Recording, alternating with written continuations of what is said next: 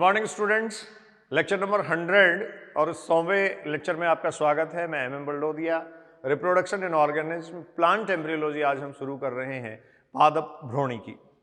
देखिए, पादप भ्रूणिकी जो है उसमें दो चैप्टर आपको एनसीईआरटी में दिए गए हैं। पहला है रिप्रोडक्शन इन ऑर्गेनिज्म, जीवों में जनन, और दूसरा आपको दे रखा है रिप्रोडक्शन इन फ्लावरिंग प्लांट्स, पुष्पीय पादपों में सेक्सुअल रिप्रोडक्शन, लैंगिक जनन। ठीक है, तो सबसे पहले तो हम ओवरऑल रिप्रोडक्शन जो है, जनन की थीम यहां डिस्कस करेंगे, और उसके ठीक बाद जो एंजियोस्पर्मिक प्लांट्स हैं, जो आवृत बीजी पादपों में, पुष्पीय पादपों में लैंगिक जनन का प्रक्रम है, उसको कंप्लीटली स्टडी करेंगे। तो देखिए, यहां सबसे पहले डिस्कस किया जा रहा है रिप्रोडक्शन।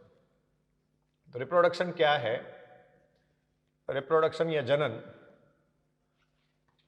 आप मेरे साथ साथ नोट करते रहें। देखिए, रिप्रोडक्शन आप कह सकते हैं एक वाइटल प्रोसेस है, वाइटल, या फिर इसको मैं कह सकता हूं बायोलॉजिकल प्रोसेस, एक जैविक प्रक्रम, जैविक प्रक्रिया है।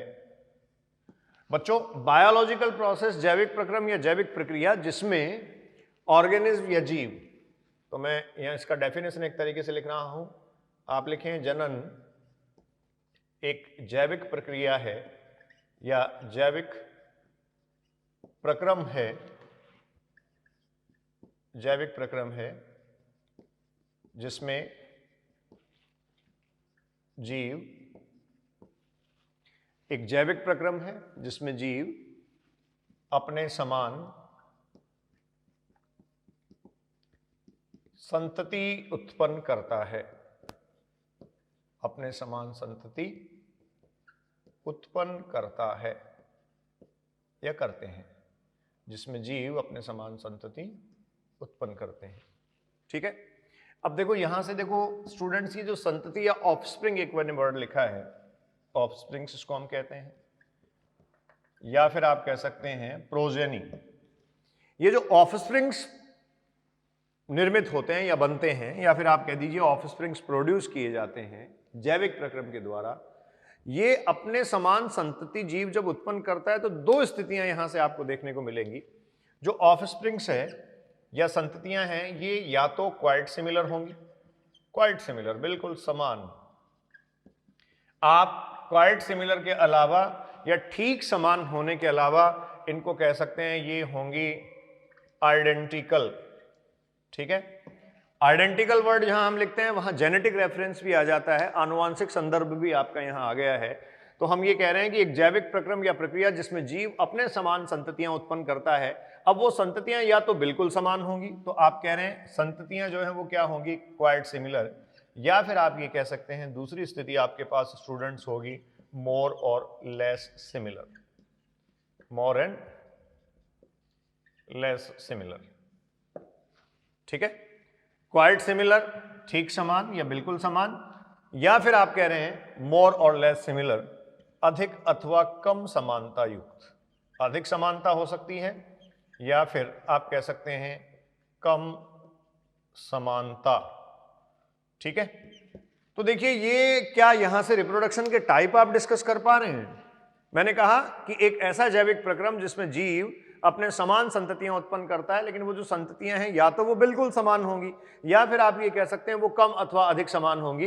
तो स्टूडेंट्स, आपने पढ़ा होगा जो 11th एनसीईआरटी का फर्स्ट चैप्टर है, जिसमें रिप्रोडक्शन आपको जनन जीवों के लाक्षणिक गुणों के रूप में दिया गया है, वहां ये बात डिस्कस की गई है कि डेफिनेटली मोर और लेस सिमिलर की बात अगर की जा रही है, कम अथवा अधिक समान संततियां उत्पन्न करने की बात की जा रही है, तो ये जो रिप्रोडक्शन होगा ये सेक्सुअल रिप्रोडक्शन या लैंगिक जनन होगा। सेक्सुअल रिप्रोडक्शन या स्टूडेंट्स ये होगा लैंगिक जनन, लैंगिक प्रक्रम। और अगर क्वाइट सिमिलर ऑर्गेनिज्म बनने की बात की जा रही है, बिल्कुल ठीक समान या आइडेंटिकल ऑफस्प्रिंग्स बनने की बात की जा रही है, तो ये आप कह सकते हैं कैसा होगा, एसेक्सुअल रिप्रोडक्शन। एसेक्सुअल रिप्रोडक्शन में, अलैंगिक जनन में आप कहेंगे जो जीव संततियां उत्पन्न करते हैं वो संततियां आइडेंटिकल होती हैं। मैंने अभी आपको कहा था ये जेनेटिक रेफरेंस भी है, आनुवांशिक दृष्टि से पूर्णतया समान या आइडेंटिकल होंगी, जबकि अगर आप ऑफस्प्रिंग्स या संततियां जो बन रही हैं वो मोर और लेस सिमिलर देख रहे हैं, तो ये किसको रिप्रेजेंट करता है? सेक्सुअल रिप्रोडक्शन को। इवन वहां स्टेटमेंट ये भी लिखा है, इनवेरिएबली एक वर्ड लिखा है वहां, इनवेरिएबली इंग्लिश में जो वर्ड है उसका मतलब है कि कोई दूसरा विकल्प या कोई दूसरी स्थिति नहीं है, स्ट्रिक्टली कम अथवा अधिक समान संततियां उत्पन्न होना किसका लाक्षणिक गुण है? सेक्सुअल रिप्रोडक्शन का। और सेक्सुअल रिप्रोडक्शन का ही ये लाक्षणिक गुण क्यों है? लैंगिक प्रक्रम जो है, इस लैंगिक प्रक्रम का लाक्षणिक गुण स्टूडेंट्स ये क्यों है? तो आप ये कह सकते हैं जो लैंगिक प्रक्रम है या जो लैंगिक जनन है, ये लैंगिक जनन विभिन्नताओं का समावेश करवाता है। विभिन्नताओं का समावेश, यहां विभिन्नताओं का समावेश होता है, जबकि आप अगर देखें तो अलैंगिक जनन का जो प्रक्रम है, क्वाइट सिमिलर ऑफस्प्रिंग्स इसमें बनती है, इसमें आप ये कह सकते हैं विभिन्नताओं को बढ़ावा सामान्यता नहीं देता, विभिन्नताओं का समावेश नहीं। ठीक है, तो ये रिप्रोडक्शन की प्रक्रिया है। अब अगली बात, यहाँ डेफिनेशन तो आपने पढ़ ली कि एक बायोलॉजिकल प्रोसेस या वाइटल प्रोसेस है, एक जैविक प्रक्रम जैविक प्रक्रिया है जिसमें जीव अपने समान संततियां उत्पन्न करता है। ये जो संततियां हैं ये क्वाइट सिमिलर हो सकती हैं, ये मोर और लेस सिमिलर हो सकती हैं। ऑब्जेक्टिव स्टूडेंट्स क्या होता है? कोई भी जीव जनन क्यों करता है? ऑब्जेक्टिव्स क्या है, उद्देश्य क्या है जनन का? तो आप पहला उद्देश्य इसमें लिखें, जीवन की सततता, जीवन की सततता, या फिर आप कह सकते हैं निरंतरता बनाए रखने हेतु। सततता या निरंतरता बनाए रखने हेतु जीव जनन करता है। जीवन की सततता और निरंतरता बनाए रखने हेतु जो है वो जीव क्या करता है? जनन करता है। या फिर आप कह सकते हैं पीढ़ी दर पीढ़ी अपना अस्तित्व बनाए रखने के लिए, पीढ़ी दर पीढ़ी एक जनरेशन से दूसरी जनरेशन में या जनरेशन आफ्टर जनरेशन जीव अपना अस्तित्व बनाए रखने के लिए, अपना अस्तित्व बनाए रखने हेतु जनन करता है। ठीक है, तो जीव पीढ़ी दर पीढ़ी अपना अस्तित्व बनाए रखने हेतु जीवन जनन करता है, या फिर आप कह सकते हैं जीवन की सततता या निरंतरता बनाए रखने के लिए जीव जो है वो जनन प्रक्रम या जनन प्रक्रिया को संपन्न करता है। अगला पॉइंट स्टूडेंट्स आप लिखें, रिप्रोडक्शन या जनन जीव का लाक्षणिक गुण है क्या? ऐसा कैरेक्टरिस्टिक फीचर है, लाक्षणिक गुण है, लेकिन परिभाषिक लाक्षणिक गुण नहीं है, ऐसा आप क्लियर कर चुके। देखो इसका बेसिक थीम आप समझो, प्रकृति में प्रत्येक जीव जो है वो रिप्रोडक्शन या जनन से ही आता है। मतलब प्रकृति में अगर किसी भी जीव का इंट्रोडक्शन हुआ, कोई भी जीव इंट्रोड्यूस हुआ, तो आप ये कह सकते हैं वो कैसे आया? तो प्रकृति में किसी भी जीव का इंट्रोडक्शन या परिचय या उसका आना, प्रकृति में आप ये कह सकते हैं कोई भी जीव जो है वो जनन से ही आता है, लेकिन रिप्रोडक्शन जो है ये आगे आने के बाद वो करे, अपने प्रकृति में आने के बाद या प्रकृति में उसका अस्तित्व बने उसके बाद वो जनन करे या नहीं करे ये आवश्यक नहीं है।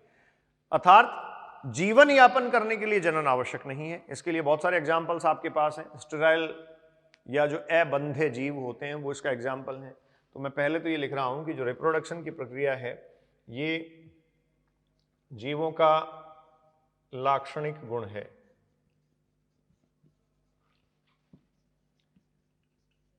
जीवों का लाक्षणिक गुण है, लेकिन पारिभाषिक लाक्षणिक गुण नहीं। पारिभाषिक लाक्षणिक गुण नहीं है।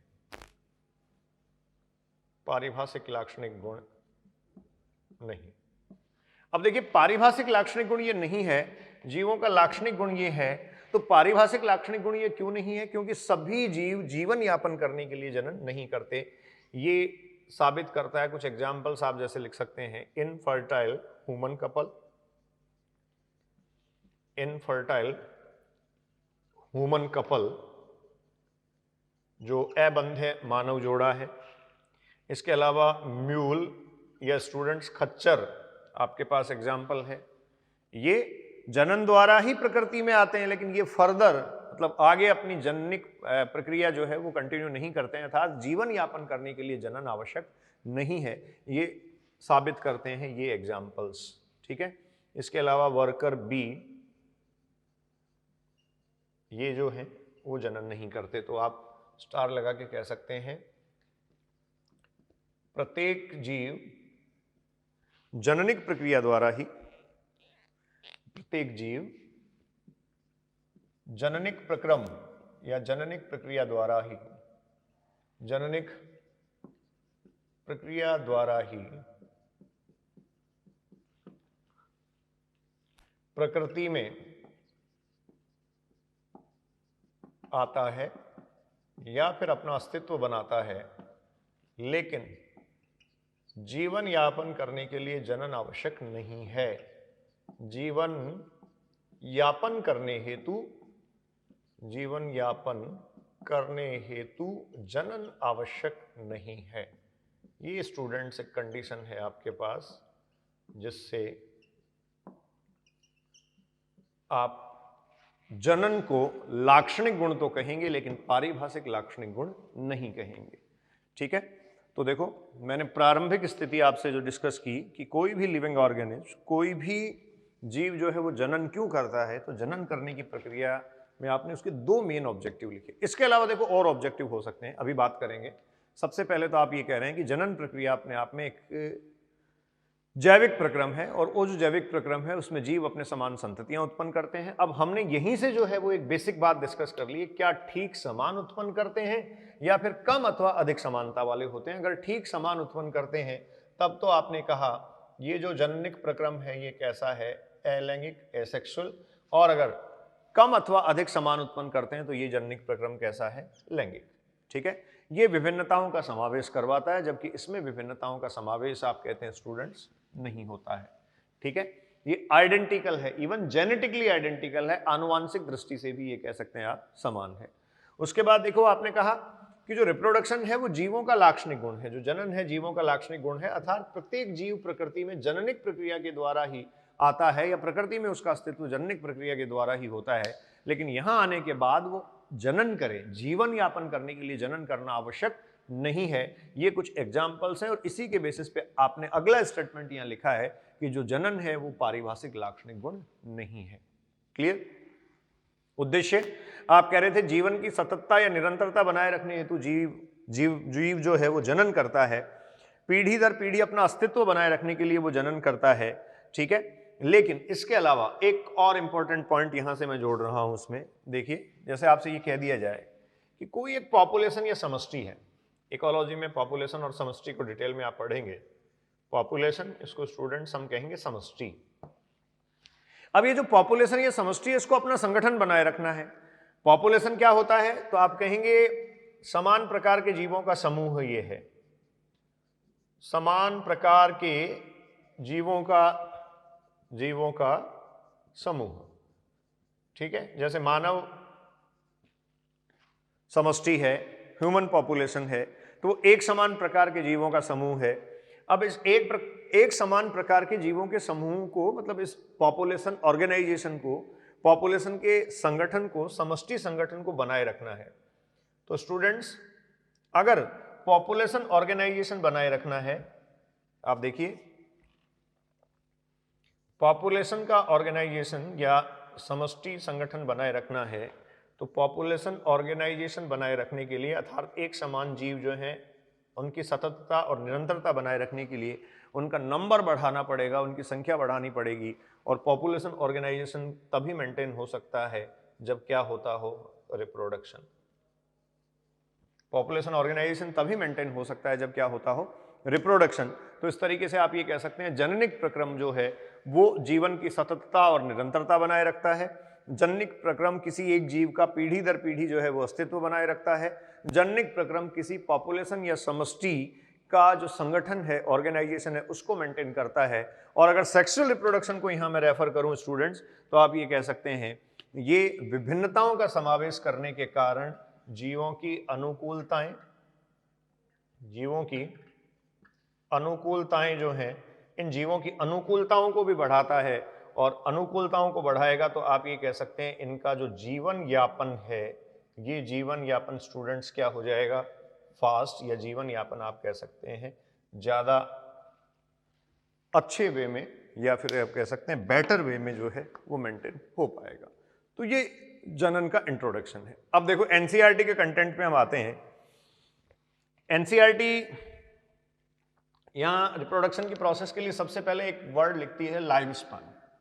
लाइफ स्पैन या जीवन काल, फिजियोलॉजी में भी मैंने आपसे लाइफ स्पैन या जीवन काल डिस्कस किया है। तो लाइफ स्पैन या जीवन काल किसको आप कहेंगे? आप कहेंगे प्रत्येक जीव में लाइफ स्पैन या जीवन काल में दो प्रावस्थाएं होती हैं स्पष्ट। एक उसका जुवेनाइल फेज, जिसको प्लांट्स में बेसिकली हम वेजिटेटिव फेज भी काउंट करते हैं। तो अगला टर्म आप लिखें, अगला जो वर्ड है मैं लिख रहा हूं, एनसीईआरटी ने जो मेंशन किया है, ये देखिए लाइफ स्पैन या जीवन काल। क्या है लाइफ स्पैन जीवन काल? इसकी पूरी डिटेल हम स्टूडेंट्स यहां पढ़ेंगे। लाइफ स्पैन जीवन काल, तो देखो रिप्रोडक्शन के लिए फिर मैं एक बार लिख देता हूं, आप कह रहे हैं बायोलॉजिकल प्रोसेस है। तो क्या इस बायोलॉजिकल प्रोसेस में किया जाता है? तो आप कह सकते हैं बायोलॉजिकल प्रोसेस टू प्रोड्यूस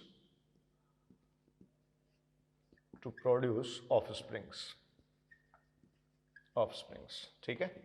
संततियां उत्पन्न करने का एक जैविक प्रक्रम जो है वो जनन है। अब ये संततियां कम समान होंगी, अधिक समान होंगी, ठीक समान होंगी, ये सब बातें आप पहले कर चुके हैं। तो देखिए यहां आपको टर्म दिया गया है लाइफ स्पैन, इस तरफ लिख देता हूं, थोड़ा डिटेल में हम पढ़ेंगे इसको। Life span students, life span को कहा जाता है जीवन काल। और देखिए किसी भी जीव का जो जीवन काल है वो दो स्पष्ट प्रावस्थाओं में विभक्त किया जा सकता है। वेजिटेटिव फेज, जननिक प्रावस्था से पहले की अवस्था ये है वेजिटेटिव फेज, जिसको कायिक अवस्था भी हम कहते हैं, और इसी को आप कह सकते हैं जुवेनाइल फेज। तो मैं यहां लिख रहा हूं जुवेनाइल और वेजिटेटिव फेज, और इसके अलावा दूसरा आप लिखें रिप्रोडक्टिव फेज।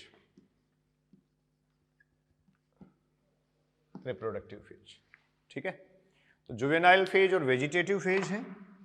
उसके बाद में दूसरा आप कह सकते हैं रिप्रोडक्टिव फेज है। तो देखिए जुवेनाइल फेज कब आएगा? प्लांट में अगर मैं बात करूं तो प्लांट्स के केस में आप ये कह सकते हैं फ्रॉम सीडलिंग, जैसे ही प्लांट में नवोद्भिद अवस्था आ जाती है, मतलब आप कहेंगे जैसे ही पादप में या पादप का बीज जो है वो अंकुरित हो जाता है तो एक नवोद्भिद अवस्था आती है सीडलिंग से लेकर बिफोर फ्लोरिंग। पादप में जब तक पुष्पन नहीं होता तब तक कौन सी फेज आती है? जुवेनाइल और वेजिटेटिव फेज। तो आप कहेंगे नवोद्भिद अवस्था से लेकर पुष्पन से पूर्व तक की अवस्था, लेकर पुष्पन से पूर्व, ये प्लांट फिजियोलॉजी में भी मैंने आपको बताया था। इसको आप वेजिटेटिव फेज या फिर कहेंगे जुवेनाइल फेज, और ये आप कहेंगे जस्ट आफ्टर फ्लावरिंग। ये पुष्पन के ठीक बाद प्रारंभ हो जाती है। मैच्योरेशन परिपक्वन तक चल सकती है या थ्रू आउट लाइफ आगे तक चल सकती है, जब तक प्लांट डेड नहीं हो जाए। तो आप ये कहेंगे ये पुष्पन के बाद प्रारंभ हो जाती है, और पुष्पन के बाद से लेकर संपूर्ण परिपक्वन के दौरान, संपूर्ण जीवन काल के दौरान ये चलती रहती है। ठीक है, तो अब स्टूडेंट्स आपको यहां ये बात देखनी है कि जो लाइफ स्पैन है वो जीवों में अलग अलग या भिन्न भिन्न होता है। एनसीईआरटी ने बहुत सारे एग्जाम्पल्स भी दे रखे हैं। आप ये कह सकते हैं लाइफ स्पैन ऑफ ऑर्गेनिज्म्स, जीवों का जो लाइफ स्पैन है ये हाईली वेरिएबल है, इसमें काफ़ी भिन्नता पाई जाती है। हाईली वेरिएबल, और हाईली वेरिएबल होने का मतलब आप कह सकते हैं काफ़ी भिन्नता इसमें होती है। अत्यधिक भिन्नताएं इसमें देखी जाती हैं, अत्यधिक भिन्नताएं इसमें देखी जाती हैं। और जो अत्यधिक भिन्नताएं इसमें देखी जा रही हैं ये हाईली वेरिएबल है। तो देखो कंडीशन क्या हो सकती है, जैसे प्लांट्स की हम बात करें, एंजियोस्पर्म्स को ही डिस्कस कर लेते हैं, हम प्लांट्स के ही एग्जांपल यहाँ ले रहे हैं। एंजियोस्पर्म्स को अगर स्टूडेंट्स आप डिस्कस करोगे तो आपको देखने को ये मिलेगा कि कुछ पादपों का जीवन काल जो है वो 1 ही साल का है या 1 साल से कम है। सामान्यतः फसली पादप तो 3 से 4 महीने का ही जीवन काल दर्शाते हैं, तो वार्षिक पादप है। इसके अलावा आपको देखने को मिलेगा द्विवार्षिक, और इसके अलावा देखने को आपको मिलेगा बहुवर्षीय पादप। तो ये अलग अलग आपको जीवन काल पादप दर्शाते हुए दिखेंगे। ठीक है, तो जीवन काल अलग अलग जीवों का हो रहा है। अब इस जीवन काल के अनुसार उनका जो है वो रिप्रोडक्टिव प्रोसेस या जो जननिक प्रक्रम है, ये जननिक प्रक्रिया है, वो सीधा संबंध नहीं रखता है। आप देखेंगे तो 1 वर्षीय पादपों में भी लैंगिक और अलैंगिक दोनों प्रक्रम आपको देखने को मिल सकते हैं। इसी तरीके से बहुवर्षीय पादपों में लैंगिक और अलैंगिक प्रक्रम देखने को मिल सकते हैं। लेकिन एक बात आप सामान्यतः ध्यान रखिए, जो लॉर ऑर्गेनिज्म कही जाती हैं, लॉर ऑर्गेनिज्म, जैसे बेसिकली देखो बैक्टीरिया की बात की जाए, लॉर ऑर्गेनिज्म या निम्न श्रेणी के जो जीव हैं, इनमें आप कह सकते हैं सामान्यतया अलैंगिक प्रक्रम, सामान्यतया अलैंगिक प्रक्रम। ठीक है, और जो हायर ऑर्गेनिज्म है या कॉम्प्लेक्स ऑर्गेनिज्म है, हायर कॉम्प्लेक्स ऑर्गेनिज्म जो हैं, जटिल उच्च स्तर के जो जीव हैं, इनमें सामान्यतः स्टूडेंट्स आप क्या कहेंगे, लैंगिक प्रक्रम। इनमें सामान्यतया लैंगिक प्रक्रम की उपस्थिति देखी जा सकती है। इनमें लैंगिक प्रक्रम बच्चों देखा जा सकता है। ठीक है, तो ये एक लाइफ स्पान के बारे में या जीवन काल के बारे में आपको एनसीईआरटी में बता रखा है। ठीक है, अब देखो बैक्टीरिया की बात एक बार पहले कर लेते हैं हम। जैसे बैक्टीरिया की बात आपसे की जाए और बैक्टीरिया का जो जननिक प्रक्रम है वो देखा है, तो बैक्टीरिया को कहा जाता है it is the immortal. Immortal मतलब ये डेड नहीं होता।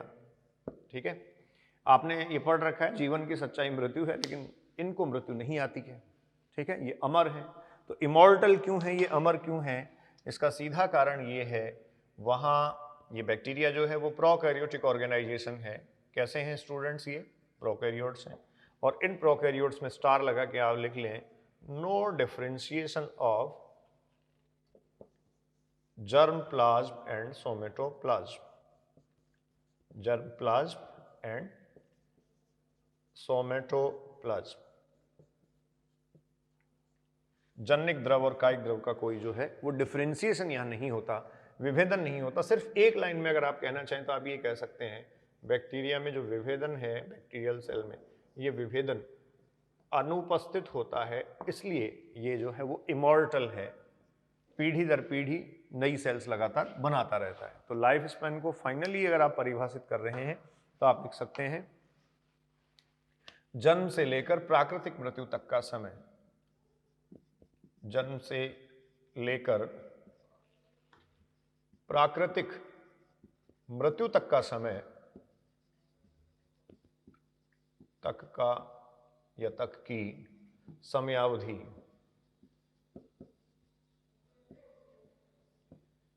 प्राकृतिक मृत्यु तक की जो समयावधि है, ये स्टूडेंट्स क्या कहलाती है, जीवन काल।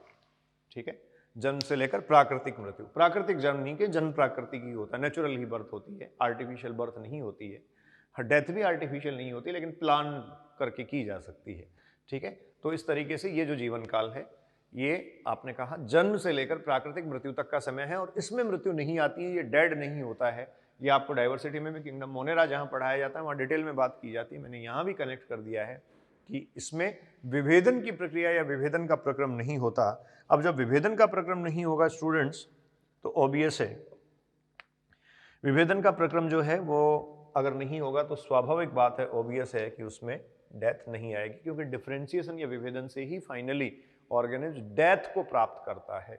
ठीक है, एक और इंपॉर्टेंट लाइन हम यहां पढ़ लेते हैं। अलग अलग जीवों के एग्जाम्पल्स आपको दे रखे हैं और दे रखा है कि उनका जो आकार है उस आकार से उनकी जो लाइफ स्पेन का जो पीरियड है, जो जीवन काल है, उसका कोई सीधा संबंध नहीं है। तो आप एक स्टेटमेंट और लिख लीजिए, जो जीव हैं वो अपने आकार के अनुसार या जीवों का आकार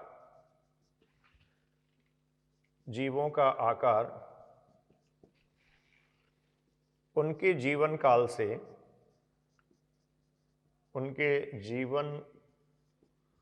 से प्रत्यक्षतया संबंधित नहीं है, प्रत्यक्षतया संबंधित नहीं है।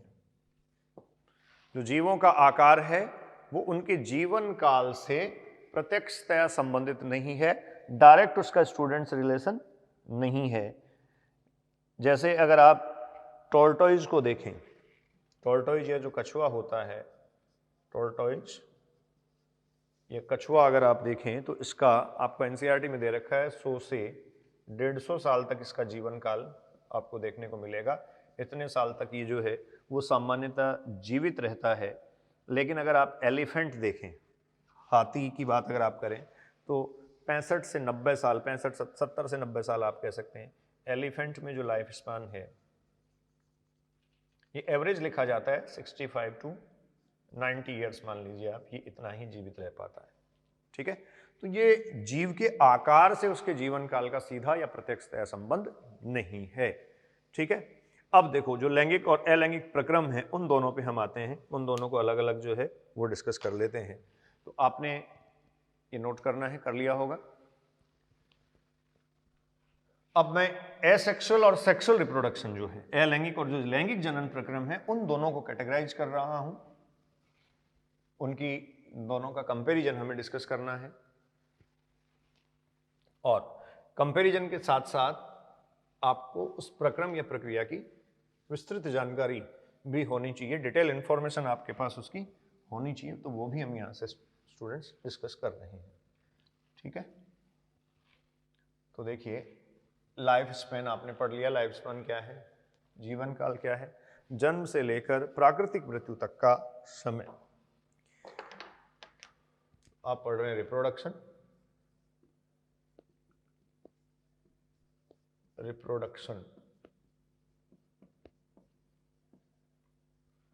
और देखिए अब इस रिप्रोडक्शन में जो प्रक्रम में दो टाइप है उसको सीधा हम डिवाइड कर लेते हैं। 2 फॉर्म्स आर देयर, 2 फॉर्म्स, 2 प्रारूप हैं। ठीक है, देखो बिना किसी फॉर्मेलिटी के सीधे ही आप आ जाइए एसेक्सुअल रिप्रोडक्शन, एसेक्सुअल रिप्रोडक्शन अलैंगिक जनन, और दूसरा आप मेंशन कर लीजिए सेक्सुअल रिप्रोडक्शन लैंगिक जनन, सेक्सुअल रिप्रोडक्शन लैंगिक जनन। तो यहां जो रिप्रोडक्शन के फॉर्म्स लैंगिक और अलैंगिक डिवाइड कर दिए गए हैं, क्या क्या फर्क इनमें है। देखिए सबसे पहली बात तो हम ये कह सकते हैं एसेक्सुअल रिप्रोडक्शन जो होता है वो सिंगल पेरेंट होता है, सिंगल पेरेंट आप कह सकते हैं, एकल जनक इसमें होगा, एक ही जीव जो है वो अपने समान संततियां उत्पन्न कर देगा। जो दूसरी सबसे इंपॉर्टेंट बात यहां मैं लिखने जा रहा हूं वो आप ये कहेंगे कि यहां जो ऑफस्प्रिंग्स हैं, फिर देखिए पहले हमने डिस्कस कर लिया है जो ऑफस्प्रिंग्स हैं, ये ऑफस्प्रिंग्स आइडेंटिकल होंगी, आइडेंटिकल समान। इवन आप ये भी कह सकते हैं वो क्या होंगी, जेनेटिकली एंड मॉर्फोलॉजिकली आइडेंटिकल। आनुवांशिक दृष्टि से और आकारिकीय दृष्टि से स्टूडेंट्स वो आइडेंटिकल होंगी, वो समान होंगी। सिंगल पेरेंट ये होगा, ये आप यहां कह रहे हैं। तो ये जो जेनेटिकली आइडेंटिकल हैं, बिल्कुल समान हैं, तो क्या इनको क्लोन कहा जा सकता है? डेफिनेटली आप स्टूडेंट्स कह सकते हैं, they can also called as the clone, इनको क्लोन कहा जा सकता है। ठीक है, सारी बातें हिंदी में मैं बोल रहा हूं, तो हिंदी प्रेमी लोग जो हैं निराश नहीं हो। लिख भी रहा हूं काफी कुछ हिंदी में। कंप्लीट कंटेंट जितना हम डिस्कस करेंगे सारा आपको बोर्ड पे मिलेगा, और मैं समझता हूं कि ये इतना अगर आप पढ़ लेते हैं तो ये काफी है आपके लिए। तो देखो सेक्सुअल रिप्रोडक्शन को अगर यहां से हम कंपेयर करें तो आप इधर सिंगल पेरेंट आपने कहा, इसका कैरेक्टराइजेशन बेसिकली ये होता है, ये जो है वो बाई पेरेंटल होता है। ठीक है, बाई पेरेंटल होता है, इसका मतलब दो जनक जीव जो है वो इसमें सम्मिलित होते हैं, दो जनक। लेकिन अब देखो यहां आपको कुछ प्लांट्स के केस देखने को मिल सकते हैं, जो प्लांट्स हैं मोनोसियस और डायोसियस टाइप के हैं। मोनोसियस और क्या है स्टूडेंट्स, डायोसियस। मोनो एक में दोनों, ध्यान रखें आप, बहुत अच्छा तरीका है याद रखने का। मोनोसियस इसमें एक में दोनों का मतलब द्विलिंगी, और डायोसियस का मतलब आप कह सकते हैं इसको द्विलिंगी भी आप कह सकते हैं, इसको आप उभयलिंगी भी कह सकते हैं। और जो डायोसियस है ये स्टूडेंट्स होता है एक लिंगी स्थिति वाला पादप। ठीक है, या तो मेल प्लांट होगा या फिर फीमेल प्लांट होगा। तो ये मोनोसियस और डायोसियस का कंडीशन है। तो मोनोसियस प्लांट या उभयलिंगी पादप या द्विलिंगी पादप में अगर आप देखेंगे तो ऑब्वियस है जनक कितने हैं वहां, दो। और इन दो जनकों की उपस्थिति जो है, इन दो जनकों की उपस्थिति आप ये कहेंगे यहां रिप्रोडक्टिव प्रोसेस को पूरा करवा रही है। तो मोनोसियस प्लांट को लेकर अगर आप में कंफ्यूजन आ जाता है तो इसमें सीधा आप ध्यान रखें, वहां ऑलवेज सेक्स ऑर्गन्स की प्रेजेंस होती है, लैंगिक अंगकों की प्रेजेंस होती है। ये sex organ male and female sex organs के रूप में विकसित होते हैं, नर और मादा जननांग के रूप में विकसित होते हैं। सेपरेट सेपरेट गैमेटोफाइट या युग्मकोद्भिद बनते हैं, नर युग्मकोद्भिद मादा युग्मकोद्भिद। तो ऑब्वियस स्टूडेंट्स यहाँ दोनों जो हैं वो पेरेंटल ऑर्गेनिज्म के दोनों सेक्स पार्टिसिपेट करते हैं, इसलिए इसको किस में काउंट कर लिया जाता है, सेक्सुअल रिप्रोडक्शन में ही। ठीक है, तो यहां सेक्सुअल रिप्रोडक्शन में ये बात हुई। अगला, यहां जैसे आपने कहा कि यहां की जो ऑफस्प्रिंग्स है वो आइडेंटिकल है, इधर आप देखिए जो ऑफस्प्रिंग्स होंगी ये ऑफस्प्रिंग्स आप कह सकते हैं जेनेटिकली वेरिएबल होंगी, जेनेटिकली वेरिएबल मीन्स आप कहेंगे आनुवांशिक विविधताओं युक्त होंगी, आनुवांशिक विविधताओं युक्त, विविधताओं युक्त, जेनेटिकली आइडेंटिकल या आनुवांशिक विविधताओं युक्त ऑफस्प्रिंग्स ये होती हैं। जबकि इधर आपने कहा आइडेंटिकल हैं तो उनको क्या कहा जा सकता है, उनको क्लोन भी कहा जा सकता है। अगला पॉइंट स्टूडेंट्स हम डिस्कस कर लेते हैं, जैसे इसको देखो नंबरिंग कर लेते हैं। फर्स्ट सेकंड ऑफस्प्रिंग के बारे में हमने लिख लिया, इधर भी हमने फर्स्ट कहा ये बाई पेरेंटल है और सेकंड हमने ऑफस्प्रिंग्स का रेफरेंस ले लिया। थर्ड रेफरेंस मैं नोट कर रहा हूं, देखिए ये जो प्रोसेस है एसेक्सुअल रिप्रोडक्शन, ये सिंपल प्रोसेस है, सरल प्रक्रम, सरल प्रक्रिया है, सिंपल प्रोसेस। पहली बात, सिंपल प्रोसेस होने के साथ साथ आप ये कहेंगे एंड रैपिड मल्टीप्लीकेशन यहां होता है, रैपिड मल्टीप्लीकेशन स्टूडेंट्स आप कह रहे हैं यहां होगा। रैपिड मल्टीप्लीकेशन ये जो है ये है तीव्र गुणन, इसका मतलब ऑफस्प्रिंग्स निर्मित होने की या संततियां बनने की जो दर है वो काफी तीव्र होती है, संततियां बनने की दर तीव्र होती है। इधर अगर आप देखेंगे थर्ड पॉइंट में लिख रहा हूं तो आप कहेंगे तुलनात्मक रूप से ये कॉम्प्लेक्स प्रोसेस है, ये जटिल प्रक्रम है। सबसे पहली बात तो ये जटिल प्रक्रम है। क्यों जटिल है, देखिए सेक्स ऑर्गन्स का फॉर्मेशन, लैंगिक अंगकों का बनना, फिर उनसे आप कह सकते हैं गैमेट्स या यौगिकों का युग्मकों का बनना, और गैमेट्स और युग्मक जो बनते हैं उनका निषेचन फर्टिलाइजेशन में जाना, और उसके बाद में फर्टिलाइजेशन के बाद भी परिवर्धन की प्रक्रिया चलते रहना। तो एक तरीके से पूरा जटिल प्रोसेस ये है, आप कहेंगे जटिल प्रक्रम ये है। जटिल प्रक्रम होने के साथ साथ ये जो होगा वो slow rate of reproduction, slow rate of reproduction, जनन की धीमी दर को ये दर्शाता है। ठीक है, कॉम्प्लेक्स प्रोसेस होने के साथ साथ जटिल प्रक्रम या प्रक्रिया होने के साथ साथ स्टूडेंट्स आप कह सकते हैं ये किसको दर्शाता है, स्लो रेट ऑफ रिप्रोडक्शन। ठीक है, जटिल है तथा जननिक प्रक्रम जो है वो धीमी गति का यहां शो करता है, अर्थात ऑफस्प्रिंग से संततियां बनने की दर यहां कम होगी। ठीक है, अगली बात देखो, ये जो है वो सामान्यतः आप ये कह सकते हैं सिंपल ऑर्गेनाइजेशन में होगा। आप कहेंगे सामान्यतः सरल संगठन या जो सिंपल ऑर्गेनाइजेशन है, सिंपल ऑर्गेनाइजेशन में उपस्थित, सरल संगठन में स्टूडेंट्स ये उपस्थित होता है। सिंपल ऑर्गेनाइजेशन में हम किसको काउंट करें? सबसे पहली बात तो आप मोनेरा को ही लिख लीजिए, बैक्टीरिया। इसके अलावा मोनेरा के अलावा आप कह सकते हैं प्रोटिस्ट, हालांकि प्रोटिस्टा में सेक्सुअल रिप्रोडक्शन भी पाया जाता है। इधर आप लिखें जनरली, जैसा मैंने पहले भी आपसे डिस्कस किया था, कॉम्प्लेक्स और हायर ऑर्गेनिज्म जो हैं, ऑर्गेनिज्म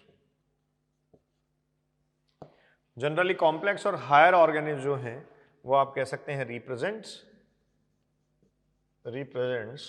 या प्रदर्शित करती हैं, दर्शाती हैं। ठीक है, अब ये जो दोनों मैंने स्टेटमेंट लिखे हैं, देखिए इनमें बिल्कुल भी मतलब ये नहीं है कि जो सिंपल ऑर्गेनाइजेशन है, मतलब मोनेरा को छोड़ दीजिए, मोनेरा के अलावा जैसे मैं यहाँ प्रोटिस्टा भी लिख दूं, एक कोशिकीय जीव है, प्रोटिस्टा को मैं स्टार लगा के लिख रहा हूं, इसमें एसेक्सुअल रिप्रोडक्शन भी प्रेजेंट है और सेक्सुअल रिप्रोडक्शन भी प्रेजेंट है। तो ऐसा नहीं है कि जो सिंपल ऑर्गेनाइजेशन प्रोटिस्टा एक कोशिका है उसमें एसेक्सुअल रिप्रोडक्शन ही होता है, इसमें सेक्सुअल नहीं होता, इसमें सेक्सुअल रिप्रोडक्शन भी हो रहा है। और इधर हायर ऑर्गेनिज्म जैसे कॉम्प्लेक्स ऑर्गेनिज्म की बात की, और मान लो हम एंजियोस्पर्मिक प्लांट्स ले लें, तो ऐसा नहीं है कि एंजियोस्पर्मिक प्लांट्स में केवल लैंगिक जनन होता है, एंजियोस्पर्मिक प्लांट्स में अलैंगिक जनन भी जो है वो बहुतायत होता है। बहुत सारे एग्जाम्पल्स, बहुत सारे उदाहरण उसके आपके पास हैं। ठीक है, तो ये सिंपल ऑर्गेनाइजेशन में हो रहा है मोनेरा। अब देखो मोनेरा के लिए एक सेपरेट पॉइंट मैं लिख रहा हूं, आपने डाइवर्सिटी में भी पढ़ा होगा, जो मोनेरान्स हैं या स्टूडेंट्स, मोनेरान्स ये बैक्टीरिया हैं जो मोनेरा की ऑर्गेनिज्म हैं, इनमें परालैंगिकता पाई जाती है, पैरासेक्सुअलिटी होती है, इसमें लैंगिक प्रक्रम अनुपस्थित होता है।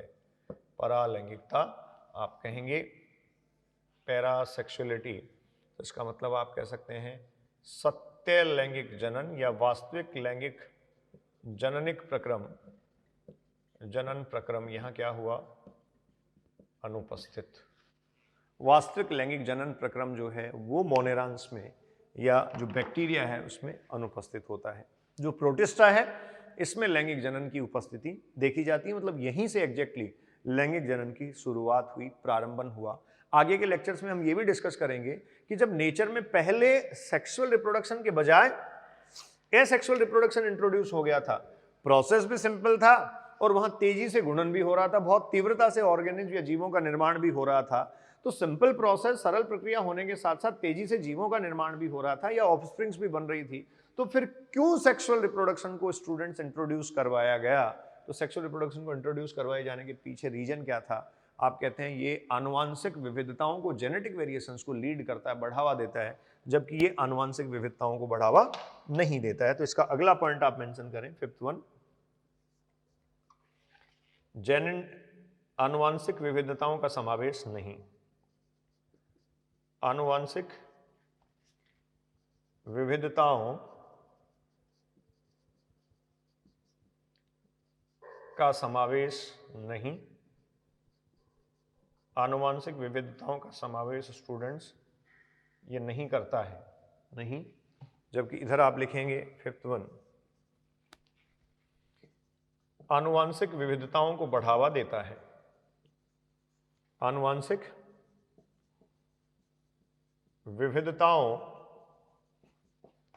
को बढ़ावा देता है। आनुवांशिक प्रक्रम, जो लैंगिक प्रक्रम है वो आनुवांशिक विविधताओं को बढ़ावा देता है, और आनुवांशिक विविधताओं को बढ़ावा देने से इसमें देखो बहुत स्पष्ट आप कह सकते हैं ये ऑर्गेनिक इवोल्यूशन में या जो जैव उद्विकास है उसमें कंट्रीब्यूट करता है। जैव उद्विकासीय प्रक्रम में उद्विकासीय प्रक्रम में अत्यधिक महत्वपूर्ण, अत्यधिक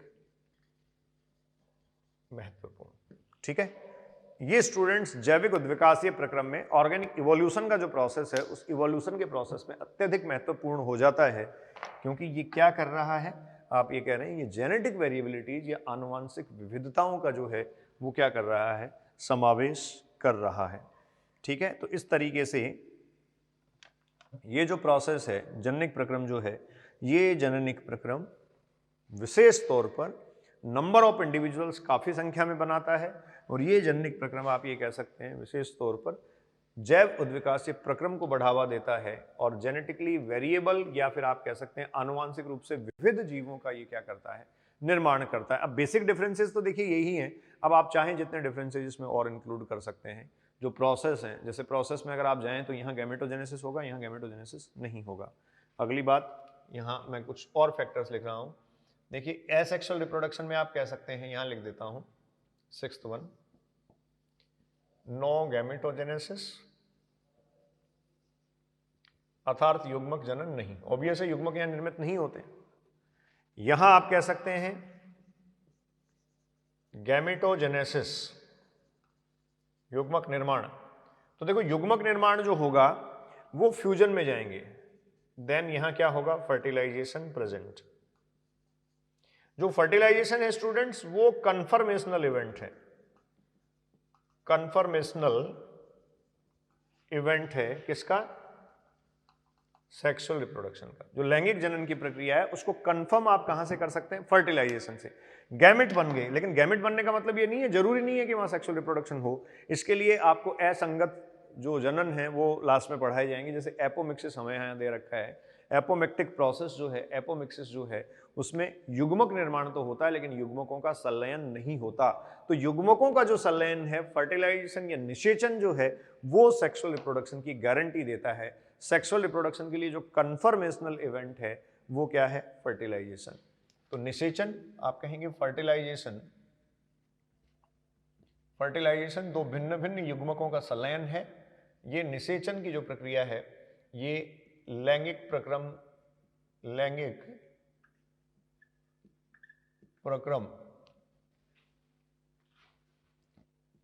का लाक्षणिक गुण है, लाक्षणिक गुण है। आप कह सकते हैं एक तरीके से गारंटेड इवेंट है।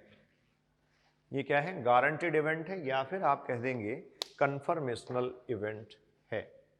ठीक, तो ये स्टूडेंट्स प्रोसेस हुआ लैंगिक और अलैंगिक जनन का। अब अलैंगिक जनन और एसेक्सुअल रिप्रोडक्शन की डिटेल आगे यहाँ डिस्कस कर रहे हैं। तो स्टूडेंट्स देखिए एसेक्सुअल रिप्रोडक्शन जो अलैंगिक जनन है उसके टाइप, उसके प्रकार सीधा ही हम डिस्कस कर लेते हैं। इसमें देखो सबसे पहली एक प्रक्रिया है फिजन। ठीक है, फिजन जो है वो एग्जैक्टली खंडन है। ये जो खंडन का प्रोसेस है, फिजन है, इसके कई स्वरूप प्रारूप आपको देखने को मिलेंगे, सबकी डिटेल हम पढ़ेंगे। एक कॉमन आपने पढ़ा होगा बाइनरी फिजन, और ये जो बाइनरी फिजन है ये बैक्टीरिया में कॉमन होता है, विखंडन। ठीक है, बाइनरी फिजन के अलावा स्टूडेंट्स आपको यहां मल्टीपल फिजन भी पढ़ने को मिलेगा, बहुविखंडन, मल्टीपल फिजन या बहुविखंडन। और इसके साथ ही अगर आप देखें तो आपको ट्रांसवर्स और लॉन्गिट्यूडिनल, मतलब जो अनुप्रस्थ और अनुदैर्घ्य है वो भी आपको देखने को मिलेंगे। सेकंड हम कह सकते हैं फ्रेगमेंटेशन। फ्रेगमेंटेशन, विखंडन। आपको इन दोनों का फर्क पता होना चाहिए, फिजन में और फ्रेगमेंटेशन में फर्क क्या है। ये जो प्रोसेस है इसको आप कह दीजिए विखंडन, विखंडन। फ्रेगमेंटेशन के बाद एक और विशिष्ट प्रक्रिया स्पोरुलेशन। स्पोरुलेशन जो होता है वो स्टूडेंट्स बीजाणु निर्माण होता है। बीजाणु निर्माण की प्रक्रिया द्वारा अलैंगिक जनन काफी आपको देखने को मिलेगा। जैसे फंजाई की अगर मैं बात करूं तो इनमें काफी ज्यादा कॉमन है, और एक प्लांट्स के केस में सबसे इंपॉर्टेंट अब मैं लिख रहा हूं वेजिटेटिव प्रोपेगेशन। वेजिटेटिव प्रोपेगेशन, इसको बच्चों हम कहेंगे कायिक प्रवर्धन। ठीक है, अर्थात विभिन्न पादप संरचनाओं द्वारा सीधे ही प्रत्यक्ष या अप्रत्यक्ष तौर पर उनके अलग होने से क्या बन जाना, पादप का बन जाना, इसको आप कहेंगे कायिक प्रवर्धन। इसमें विभिन्न प्रकार के कायिक प्रवर्ध पादप में विकसित होते हैं और ये जो कायिक प्रवर्ध हैं ये क्या करवा देते हैं, जो प्रोसेस है डिवीजन का, उस डिवीजन के प्रोसेस को मतलब माइटोसिस को फॉलो करते हुए नया प्लांट डेवलप कर देते हैं। तो देखिए स्टूडेंट, सबसे पहले तो आप ये कह सकते हैं यहां हुआ फिजन। ठीक है, फिजन हुआ, फ्रेगमेंटेशन हुआ, स्पोरुलेशन हुआ, एक बर्डिंग और ऐड कर देते हैं, यहां ऐड कर देता हूं, स्पेस यहीं है मेरे पास, बर्डिंग, मुकुलन, बर्डिंग प्रोसेस ये है, मुकुलन एक कोशिकीय जीवों का गुण है। तो देखो फ्यूजन क्या हुआ, कोई भी जीव जो है वो दो समान भागों में यहां से डिवाइड हो जाएगा। तो पहले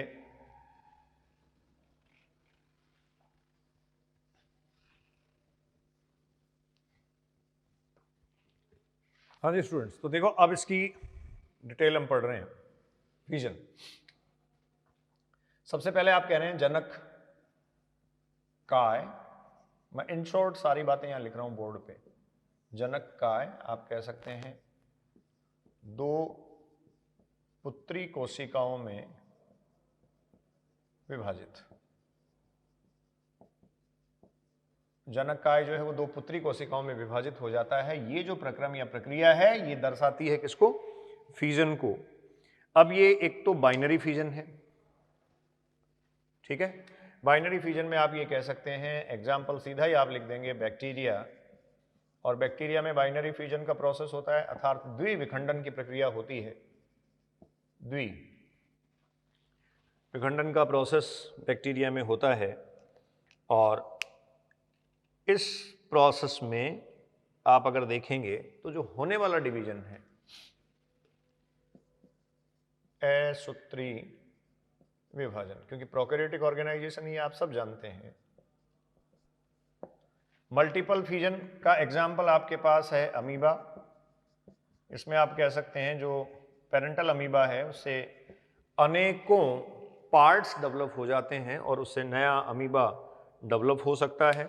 बहुविखंडन प्रोटोजोआ का एग्जाम्पल है। लॉन्गिट्यूडिनल और ट्रांसवर्स दो टाइप और हम लिख सकते हैं, एक लॉन्गिट्यूडिनल जैसा मैं पहले भी आपको बता रहा था, लंबवत, और दूसरा ट्रांसवर्स। तो लॉन्गिट्यूडिनल में अगर आप देखें तो ये आपको मिल जाएगा यूग्लिना, एग्जाम्पल इसका है यूग्लिना, और ट्रांसवर्स का स्टूडेंट्स एग्जाम्पल आपके पास है डायटम्स। बहुत सारे डायटम्स जो हैं ये इस तरीके का खंडन दर्शाते हैं, विखंडन दर्शाते हैं। सॉरी, इसको विखंडन हम कह सकते हैं, इसको खंडन आप कह देंगे, ठीक है ना, खंडन, फ्रेगमेंटेशन। तो देखिए लॉन्गिट्यूडिनल हुआ, फर्स्ट आपने कहा बाइनरी फ्यूजन हुआ, सेकंड आपने कहा मल्टीपल फ्यूजन हुआ, थर्ड आपने कहा लॉन्गिट्यूडिनल या लंबवत हुआ है, फोर्थ आपने कहा है ट्रांसवर्स हुआ है। एक इर्रेगुलर और पूछ लिया जाता है कई बार, इर्रेगुलर, अनियमित इर्रेगुलर फ्यूजन अगर पूछा जाए आपसे तो इसका भी एग्जाम्पल आपके पास है अमीबा। इसमें इर्रेगुलर टाइप का आप कहेंगे फ्यूजन होता है। अगला मुकुलन, आप कहेंगे जनक काय से विशिष्ट अतिवृद्धि, विशिष्ट अतिवृद्धि संरचना ये बच्चों विकसित हो जाती है, अतिवृद्धि संरचना। और जो अतिवृद्धि संरचना यहां बनती है वो मुकुल के रूप में बनती है, मुकुल, बड के फॉर्म में विकसित होती है। और देखो यहां मुकुल के रूप में या बड के रूप में विकसित होने वाली जो संरचना है, डिटेल इधर मैं लिख रहा हूं, जैसे एग्जाम्पल आप ले लें यीस्ट। यीस्ट में जो बर्डिंग का प्रोसेस है ये होता है। यीस्ट यूनिसेलुलर एक कोशी के यूकैरियोटिक ऑर्गेनिज्म है स्टूडेंट्स। इसके अलावा अगर आप देखें दूसरा, तो एक्सोजीनस और एंडोजीनस दो टाइप आपको डिस्कस कर लेने चाहिए। वैसे अगर आप देखें कंडीशन तो ये हो सकती है, जैसे ये एक कोशी की जीव है और इसमें ये स्पेसिफिकली स्टूडेंट्स जो बर्ड है वो विकसित होने लगी है। कुछ टाइम बाद में आप देखेंगे तो ये बिल्कुल परफेक्टली बर्ड जो है वो इससे अलग हो जाएगी और ये जो बर्ड है ये नया जीव बना देगी। ठीक है, लेकिन ये जो बर्डिंग है, इस बर्डिंग के भी दो फॉर्म आप देख सकते हैं। बर्डिंग एक एंडोजीनस हो सकती है, एक एक्सोजीनस हो सकती है। एक्सोजीनस इसको बच्चों हम कहेंगे बहिर्जात, बाहर की तरफ, बाहर की ओर बहिर्जात मुकुलन। एक होता है एंडोजीनस। एनसीईआरटी में दोनों एग्जाम्पल आपको दे रखे हैं। ये अंतर्जात है, अंतर्जात मुकुलन। अब इन दोनों कंडीशंस में बहुत क्लियर आप ये देख सकते हैं कि जो एक्सोजीनस या बहिर्जात स्थिति है, इसमें देखिए क्या होगा। इसमें इस प्रकार से आउटर जो बर्ड है वो विकसित होगा, जबकि एंडोजीनस में जो है वो अंदर ही बर्ड्स का फॉर्मेशन होगा। जैसे स्पंज जो है उनमें जेम्यूल्स का बनना। बहिर्जात में आप कह सकते हैं, एग्जाम्पल आपके पास है यीस्ट, ठीक है, और इधर आप कह सकते हैं जेम्यूल्स इन स्पंज। ठीक है, जो जलीय स्पंज हैं उनमें क्या बन जाता है, जेम्यूल्स। ये एक्सोजीनस बर्डिंग है, ये आपसे पूछा जा सकता है। ठीक है, उसके ठीक बाद अगला आपका है फ्रेगमेंटेशन। फ्रेगमेंटेशन का प्रोसेस स्टूडेंट्स क्या है, तो इस फ्रेगमेंटेशन के प्रक्रम में, हेलो हेलो, टेक्निकल इंटरप्शन है। फ्रेगमेंटेशन के प्रक्रम में देखिए अगला आपके पास जो है उसमें कहेगा जनक का जो शरीर है वो खंडों में विभक्त हो जाता है।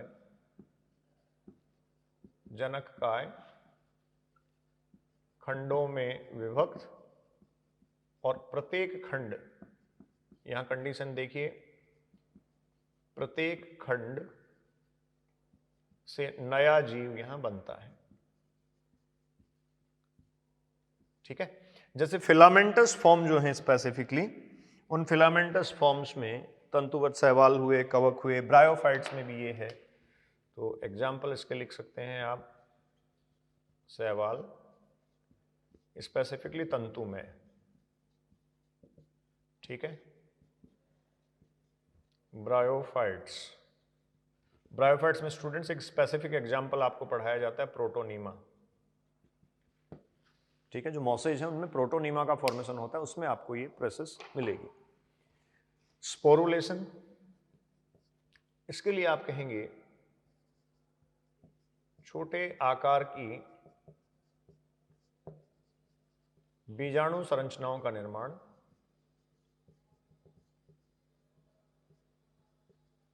बीजाणु संरचनाओं का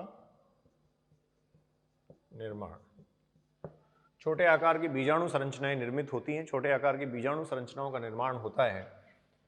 और ये जो स्पोर्स या बीजाणु हैं ये आप कह सकते हैं most common in fungi. Most common in fungi, ये फंजाई में आप ये कह सकते हैं स्टूडेंट्स कॉमन है, खूब वहां बनता है। एक एग्जाम्पल जैसे हम लिख सकते हैं कोनिडिया फॉर्मेशन। कोनिडिया फॉर्मेशन, देखो इसको थोड़ा सा पढ़ लेते हैं कोनिडिया फॉर्मेशन को। तो आप इसमें देखिए इस प्रकार से कोनिडियोफोर, बीजाणुधानीधर, ये ब्रांच्ड होती है और इसमें मल्टीपल ब्रांचिंग होता है। आप ये कह सकते हैं एक ब्रांच नहीं होती, मल्टीपल ब्रांचिंग इनमें होती है। तो ये कोनिडियोफोर, ठीक है, रामी, म्यूटेली और स्ट्रिग्मा, 3 लेवल बेसिकली होते हैं। और उसके बाद जाकर स्टूडेंट्स चेन ऑफ कॉनिडिया यहां विकसित होती है। ठीक है, ये जो है वो है chain of conidia, chain of conidia. बहुशाखन है इसमें, जिसमें मैं बोल रहा हूं रामी, म्यूटेली, इसके ऊपर विकसित होती हैं स्ट्रिग्मा, और स्ट्रिग्मा पर विकसित होते हैं students conidia, chain of conidia. ये चेन ऑफ कॉनिडिया इस प्रकार से बनती है। ठीक है, तो ये कॉनिडिया फॉर्मेशन जो है वो स्पोरुलेशन का परफेक्ट एग्जाम्पल है, और ये फंजाई में कॉनिडिया फॉर्मेशन जो है वो स्पेसिफिकली आपको मिलता है। यहां से देखिए आपसे ये पूछा जाए तो ये एक्सोजीनस है, एक्सोजीनस बहिर्जात है। बहिर्जात होने के साथ साथ एक और क्वेश्चन स्टूडेंट्स आपसे पूछा जा सकता है, ये तलाभिसारी क्रम में बनते हैं, तलाभिसारी क्रम में ये बच्चों व्यवस्थित होते रहते हैं। तो ये हुआ स्पोरुलेशन। लास्ट आपके पास इसमें है वेजिटेटिव प्रोपेगेशन। इस वेजिटेटिव प्रोपेगेशन या कायिक प्रवर्धन की प्रक्रिया को आप स्टूडेंट्स आर्टिफिशियल और नेचुरली परफॉर्म करवा सकते हैं। तो सबसे पहले तो उधर एक पॉइंट लिख देता हूं, ये देखिए अनेक पादप संरचनाएं, अनेक पादप संरचनाएं कायिक प्रवर्ध के रूप में विकसित होती हैं, कायिक प्रवर्ध के रूप में विकसित होती हैं। और ये जो कायिक प्रवर्ध होता है स्टूडेंट्स, ये कायिक प्रवर्ध ही फर्दर डिवीजन के प्रोसेस से नया जीव बना देता है। तो जो वेजिटेटिव प्रोपेगेशन या कायिक प्रवर्धन है, देखो आप पढ़ रहे हैं वेजिटेटिव प्रोपेगेशन, तो ये जो वेजिटेटिव प्रोपेगेशन या कायिक प्रवर्धन है, इसको दो अलग अलग पार्ट्स में डिवाइड किया जा सकता है। एक आप कह सकते हैं नेचुरल, जो प्राकृतिक संरचनाएं बनती हैं वो है, और दूसरा हम कह सकते हैं आर्टिफिशियल, जो कृत्रिम कायिक प्रवर्धन है। आर्टिफिशियल जो मेथड है स्टूडेंट्स, इसमें ग्राफ्टिंग, रोपण आपने सुना होगा, ये पुराने मेथड भी हैं जिनके थ्रू प्लांट्स में प्रोपेगेशन या वेजिटेटिव प्रोपेगेशन करवाया जाता था, इसको आप कहते हैं रोपण। और दूसरा आप कह सकते हैं माइक्रो प्रोपेगेशन, ये बायोटेक में भी आप पढ़ते हैं प्रोपेगेशन, इसको हम कहते हैं सूक्ष्म परिवर्धन, सूक्ष्म प्रवर्धन, सूक्ष्म प्रवर्धन। ठीक है, लेबोरेटरी कंडीशंस में आर्टिफिशियल न्यूट्रिशनल मीडियम में आप कह सकते हैं कृत्रिम पोषकारी माध्यम में अनेकों प्लांट्स, थाउजेंड ऑफ प्लांटलेट्स या पादपक बनाने की प्रक्रिया माइक्रो प्रोपेगेशन है। जो नेचुरल है, इस नेचुरल हैबिट में आपको पता है स्टेम भी प्रोपेगेशन कर सकता है, रूट्स के थ्रू हो सकता है, लीव्स के थ्रू हो सकता है। तो ये अलग अलग एग्जाम्पल हैं। अलग अलग पादप अंगक जो होंगे वो स्टूडेंट्स आप कह सकते हैं विशिष्ट प्रकार की संरचनाओं में परिवर्तित होते हुए, विशिष्ट प्रकार की संरचनाएं क्या बनने वाली हैं यहाँ, कायिक प्रवर्ध, विशिष्ट प्रकार की कायिक प्रवर्ध संरचनाओं में परिवर्तित होते हुए प्लांट में रिप्रोडक्शन करवा देगा। तो देखिए ये फर्स्ट इंट्रोडक्टरी लेक्चर आपका था रिप्रोडक्शन का, जिसमें रिप्रोडक्शन क्या है, रिप्रोडक्शन क्यों लिविंग ऑर्गेनिज्म में होता है, उसके ऑब्जेक्टिव या उद्देश्य क्या हैं, दो भिन्न भिन्न प्रकार की जो रिप्रोडक्टिव प्रोसेसेस, जननिक प्रक्रियाएं हैं, लैंगिक और अलैंगिक, उनके बेसिक डिफरेंसेज हमने स्टडी किए हैं। और उसके बाद में एसेक्सुअल मोड ऑफ रिप्रोडक्शन का ऑलमोस्ट सारा कंटेंट आपने डिस्कस कर लिया है। इसको बहुत ज़्यादा डिटेल में हम इसलिए भी नहीं ले रहे हैं क्योंकि ये जूलॉजी में भी आप उतना ही पढ़ते हैं, इसलिए सिर्फ एग्जाम्पल्स के साथ ब्रीफिंग जो है वो स्टूडेंट्स मैंने इसकी आपके पास कर दी है। Enjoy the embryology. Thank you.